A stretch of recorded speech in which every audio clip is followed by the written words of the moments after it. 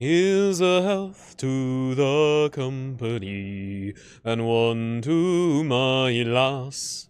Let us drink and be merry, all less to surpass. Let us drink and be merry, all grief to refrain. For we may or might never all meet here again.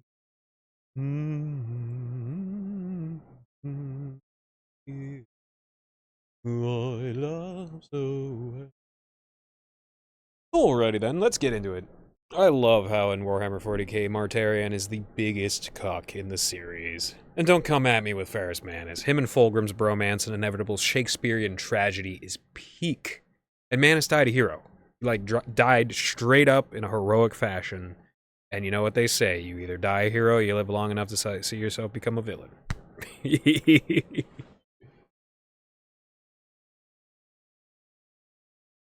But Nurgle was like, about Mortarion, Nurgle was like, oh, he won't even let biting flies infest his body. I hate this guy. He probably worked harder to fail turning Perturabo.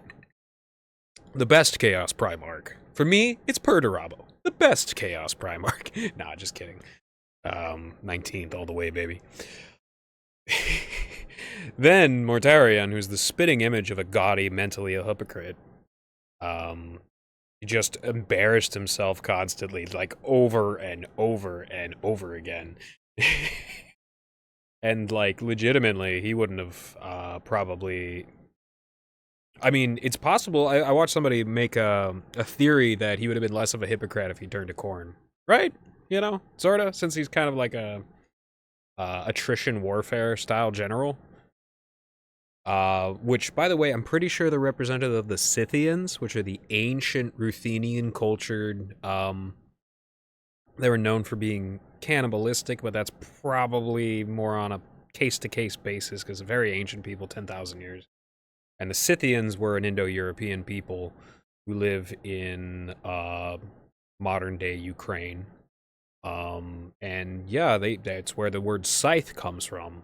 And they all wield scythes, and they specialize on attrition warfare. You know, it really makes you think, you know. Just makes you think. And Mortarion literally embodies the cycle of trauma that he experienced. So, hypocrisy to say the least. I think it's hilarious that Mortarion is basically addicted to gas station boner pills and rolling coal. That's basically the entirety of his personality.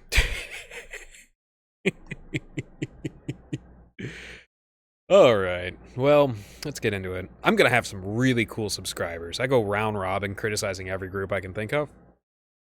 But it's all about love, baby. Get your write a short story novel over how you're offended ass back to the Aura Mines, baby.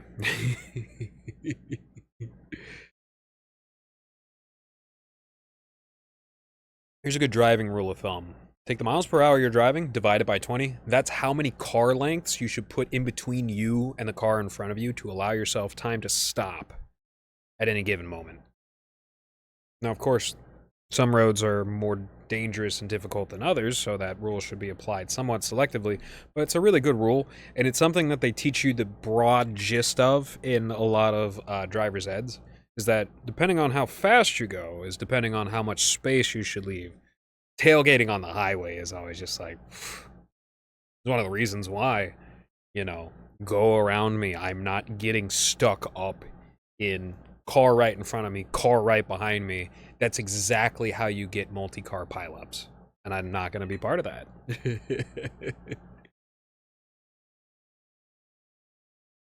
Highly avoidable, and by the time you're traveling like 60, 70 miles an hour, the amount of time you save by closing that gap is less than a second. So just be patient. You know, patience and the ability to suffer just a little bit instead of asserting like your baby-like demands over everything is exactly how people live a manly life, for one, and a much, much more long and fulfilling life, not filled with like petty squabbles. Like, it's very easy to avoid fights if you just take a couple of seconds to sidestep conflict. It's that simple. Or you could be prideful and shoulder check every guy you see until you eventually get stabbed. So, I am genuinely impressed by Germanic, specifically Danish, people's ability to maintain a social confederacy. Like 500 years in between 1000 and Martin Luther, they maintain like a genuine social powerhouse, a societal powerhouse. It kind of broke up around Martin Luther's time. But if the areas they colonized could have put aside their differences and worked together on a large scale, like forming a Celtic confederacy between Brittany, Ireland, Wales, Scotland, like forming a superculture, they could have very easily beaten off the Normans. They could have, but they didn't, is because these more ancient than the Danish cultures, these ancient cultures had developed grudges over a long period of time. The Celts were the first people in Western Europe, and though the Germans would eat their lunch around 500 BC, they would start eating up a lot of the predominantly Celtic lands and just, kind of dominating the Celts in a way, because the social values that they had were more based on strength from surviving the harsh Nordic wastelands. I mean, it's very, very cold up there. And whereas the Celts had gotten soft in beautiful, lush green lands that only got greener and more beautiful with the Celtic culture's adherence to respect for nature.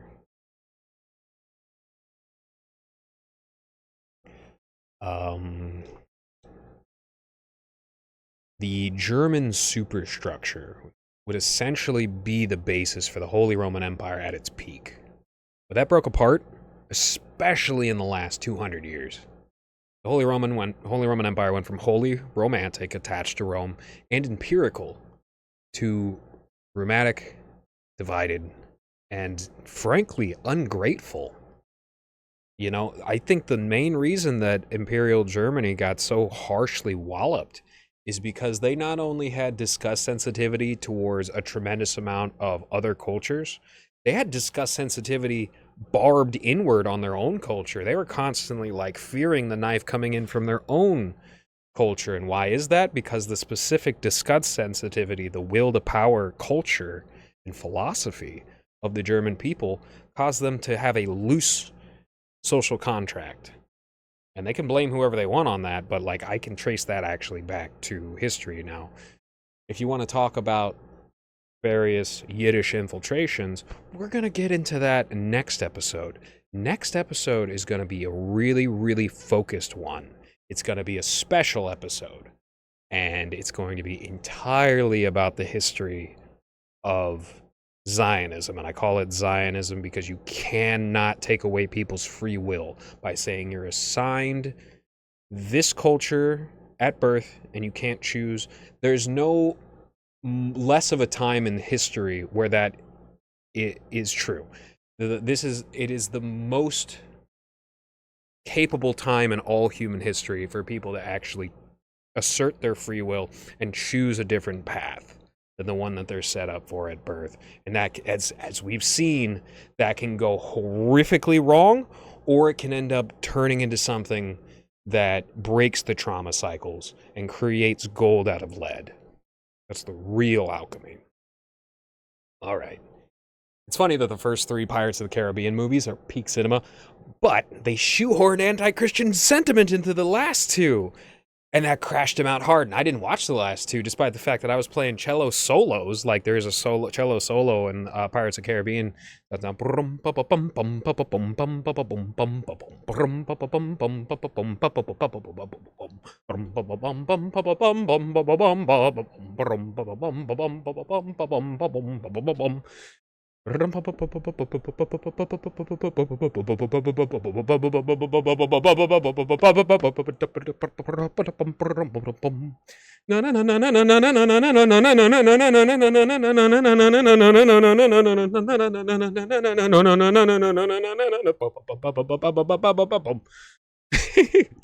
Sorry. My apologies, my apologies. But yeah, they shoehorned anti-Christian sentiment into the last two. Good job, Hollywood. Hope it was worth it. I hope it was worth it for that little bit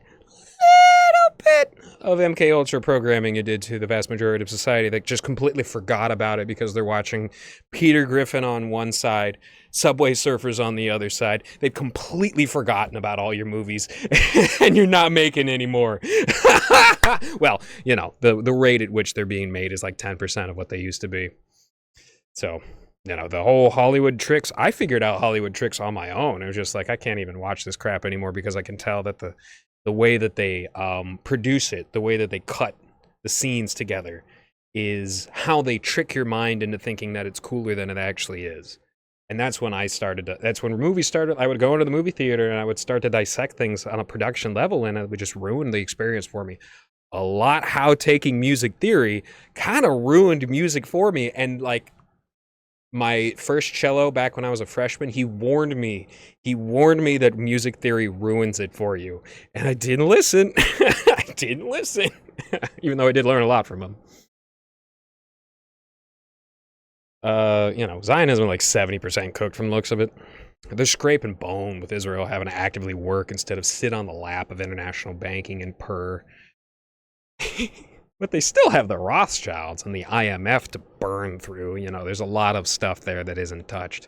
And we're going to go into that a little bit and how deep the networks are tomorrow. I hope you're looking forward to it because it's going to be a really fun one. Speaking of which, I apologize for not being with you as frequently this week. I did need some time on my own. The whole, you know, first we got tariffs, then we don't got tariffs. It's just like a extreme heat, extreme cold. Kind of cracked me up on the inside. I ate a bunch of sugary, like literally like chocolate covered cashews. I ate a bunch of them, drank a bunch of alcohol, and quite frankly, I messed myself up real bad. You know, it's a lack of oatmeal that's actually messing me up. It's not the, you know, excess of carbohydrates, period. But I'm getting back into cooking, and you know, I said that like a month ago, but like really, truly, after Lent's over, I'm going to continue to fast for the other half of the year because in general I was doing pretty good up until just recently, and I bloated up and I got all sick, and you know, whatever. I'm sure the international banking community is more upset than I am.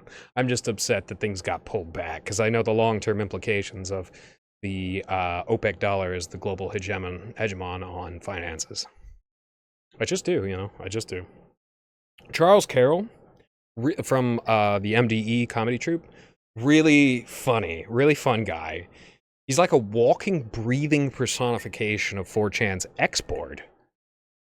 On the opposite end of the spectrum of people who talk about crazy stuff, Gerald Gardner was a Mason who created Wicca with the sex magic and the period blood voodoo. Sorry, yeah, it's gross. That's what it is. Because he wanted to get laid and do rituals with nude women. And the Masons and a lot of occultism is super nerdy and at the end of the day, kind of gay. No hate to, well, you know, it's just like, I would firmly recommend that anybody with homosexual proclivities like really genuinely study the history of things, and instead of letting a blank slate be written in front of them like gay people have always existed through history and they were actually oppressed and it's a noble thing to do, instead of having that, like, actually look at where the particular movement and where the flags and stuff like that actually comes from. And you'll find that the thing that you're seeing today with, oh my gosh, this is so crazy, you know, I supported this, but this is too far. Like, it's all par for the course. And I would strongly suggest to anybody study that. And eventually, you'll grow up to be an honorable and venerable Glenn Greenwald sort of character or something like that, like I would assume. But just never think that you're locked in entirely to your identity. That's a big thing that they screw us up with. Calvinist predeterminism, which is an Old Testament predeterminism, getting injected deep into psychology. And it's stating that you're born this way, God has chosen you to be this way, or in the case of scientism, nature has chosen you to be this way. You have no free will. You're hard-coded to this. It's exactly the same as Nazi genetic sciences. Sorry, and that's one of the reasons why, hooked in on itself, these cultures fail. And, you may not really care about the global American culture. I get that, but you should care about where your the unbroken chain that links you. Even if you do not want to continue that chain, there's an unbroken chain of love that connects you to your ancestors. There's hard-fought, hard-worked, incredibly sacrificial story, a history that links you to existence. And you should not want other people's ability to connect the chain of love to dissipate. I hope nobody wants that. I mean, I know some people who do, but they themselves, they're wanting to establish a different form of chain. So don't be a nihilist, at the bare minimum. Why is traditional, consistent worship important? Here's a thought that I had inside of church the other day. God works on a macro scale. Chaos is motes of dust. It may cover, but it is ultimately motes of dust. And it is peripheral and superficial. Even though it might build, it might cause entire ecosystems, microclimates of filth to form in that general area. Think G.G. Allen. He was a real one, but ultimately he was part of that chaotic dust.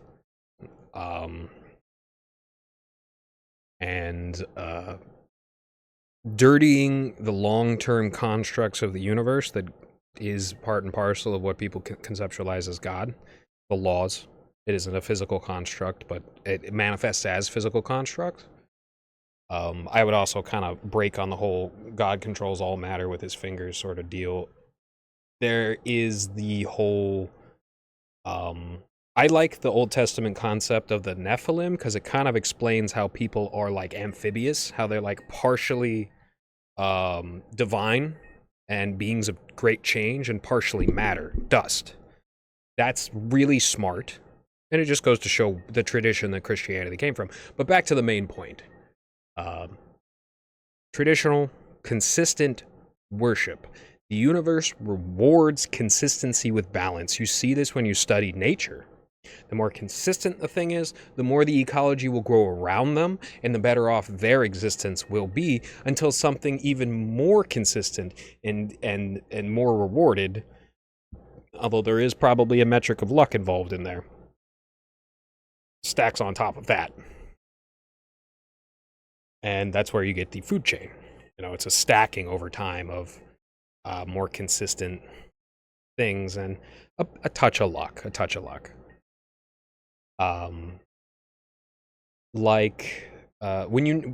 genuinely believe that when you nurture nature, it nurtures you back, like cloves that strengthen and protect your teeth without having to replace the hydroxyapatite with fluoroapatite, which damages your brain in the process, which is why, brush your teeth with it, spit it out, continue to spit it out until there's none lingering left in it. Don't swallow any of it. And don't ever, just don't involve yourself in conversations with people who think that fluoride should be added to the water. Just avoid those conversations completely. Unfortunately, a lot of, and I hate to say this because it will make me sound like that guy, but it's really true. A lot of those people already have had their brains damaged. And they are fed this line that it remineralizes your teeth and crap like that, which it doesn't. And when you go to the dentist, if you go to the dentist, you don't really need to go to the dentist. It's kind of a secret. Kind of a secret when you get your mouth pH right. And going back to cloves, it's one of the best things for strengthening your teeth. Like genuinely strengthening your teeth. Like you would not believe. It's fantastic. Better than fluoride. You don't really need to go to the dentist. Like if you avoid sugary drinks and you avoid sweets and you at least if you eat sweets, you brush it out of your teeth almost immediately with non-fluoride toothpaste, you can actually avoid going to the dentist completely. Also, avoiding drinking and smoking is an important way of increasing that.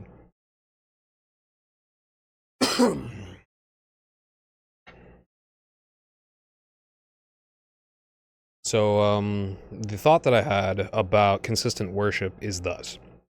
You go into a party. There's some people all over the place. There's some people fighting. There's people talking. They're moving around. Things are moving around. There's a band playing, and they're playing the same song consistently over and over again to set the mood for the party. What do you appreciate the most? Of course, you appreciate the instantaneous, personal interaction with the person right in front of you, but there's also that consistent, standard atmosphere that's being generated by the band. The band's not moving around. The band's not changing up their stuff. They're there. They're going for 3 or 4 hours. This is kind of a microclimate of what God works on. And if this is why I think the traditional Latin Mass is so important and why they strive so much to get away from it in the Novus Ordo faith, of which Francis, John Paul II, etc., are like paragons of, champions of, is because it does help in the grand scheme of things, God to identify a specific, consistent notion and therefore align and reward it instead of going, well, flip flop, can't really see, it's like a on and off light. Can't really see a lot going on there with the Protestants, unfortunately. And with the Zionists, just darkness and chaos and moving all over the place and doing all sorts of horrifying things.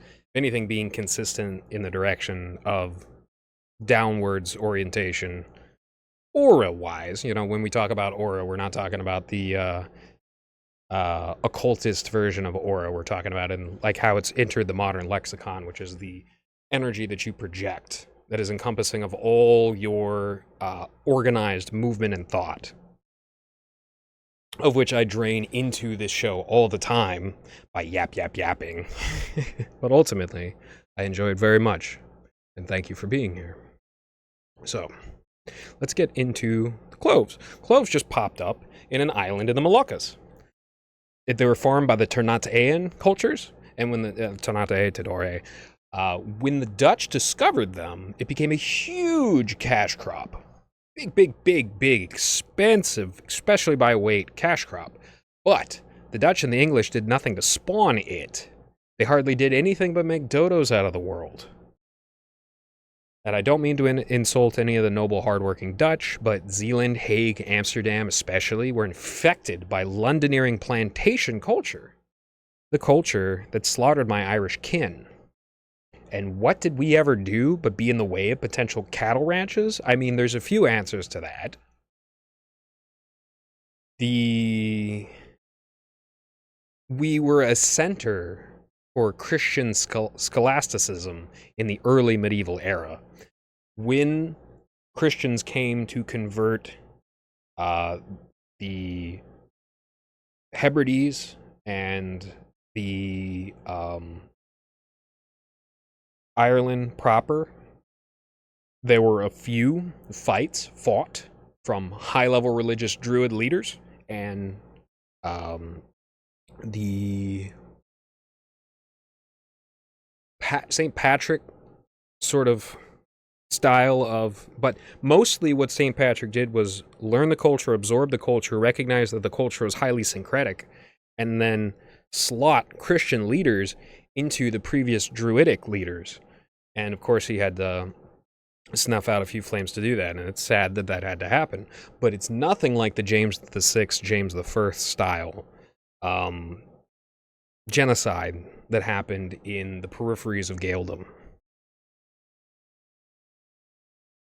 And we never really accepted cultural infiltration for money, like so many Germanic cultures had historically, because of their, as I've explained, adherence to strength as a philosophy, which is where Marx comes from. It's also where you get a little bit of Hegelian, Cartesian dialectics, in a way. Although, I like Hegel. Have you read Hegel? Well, you gotta read Hegel. But, being gold rich isn't worth it. And it's same for those isolated people around the world trading shells and beads and living swarthy but honest lives in the global south. The same. The universal consciousness is inherently benevolent. Evil can only succeed if it is invited and supported. That's something that people should strive to avoid. I think the only real reason why Israel is so attached to the US Politburo is that they operate to launder money from our treasury to their banks and back into the pockets of the United States politicians. Trump is going higher than that, seemingly, and I got a lot of hope for him. Oh, he gave Netanyahu a compliment. So, let him cook. I'm trusting the plan.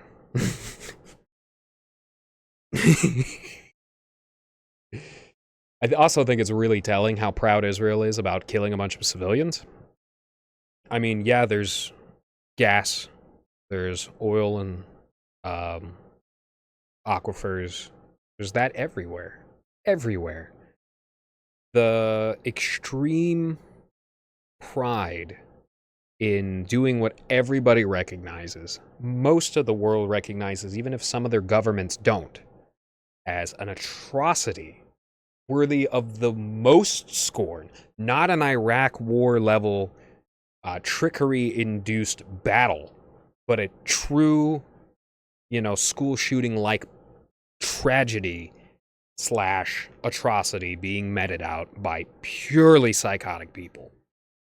And, mind you, leaving the paramilitary forces riddled through the land they claimed. Not really achieving the war goal, but achieving enough slaughter to show numbers on a board and how proud they are at it. That really is telling. That's telling to the whole world. That is going to be the progenitor of Israel's eighth decade curse. How Jewish societies throughout history have rarely, if ever, existed for more than 80 years before succumbing to internal conflicts. Israel is 75 years old. And we'll see in the next 5 years, if all of us haven't been nuked by the Samson option, what's going to go on there. And you know what? If that really is how history is played out, is there even a Samson option? Or is that just another manipulation, intimidation tactic?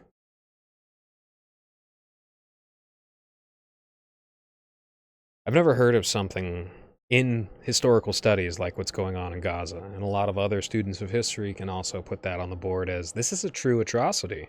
This is a Holocaust-level nightmare that's being visited on people for seemingly the same exact reason that the Holocaust had happened.